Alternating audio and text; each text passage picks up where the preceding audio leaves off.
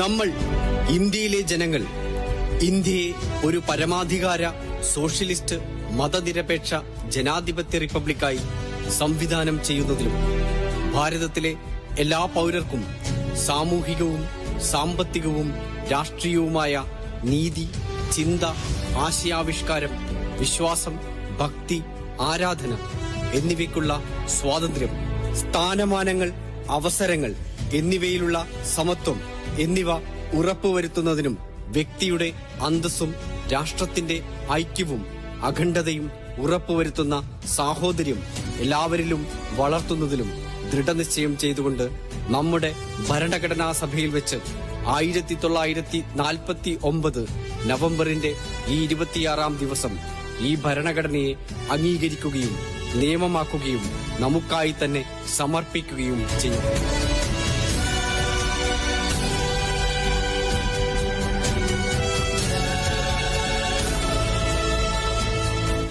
ഭൂമിയിലെ ഏറ്റവും മനോഹരമായ വചനങ്ങൾ ഇന്ന് ചരമഗീതമായി ചിതയിലെരിയുന്നു. ബഹുസ്വരമായി പൊരുതി നേടിയ സ്വാതന്ത്ര്യ ചരിത്ര സത്യങ്ങളെ മറച്ചുപിടിച്ചും മാറ്റിമറിച്ചും കാണിച്ചുകൂട്ടുന്ന കോപ്രായങ്ങളല്ല ഇന്ത്യ.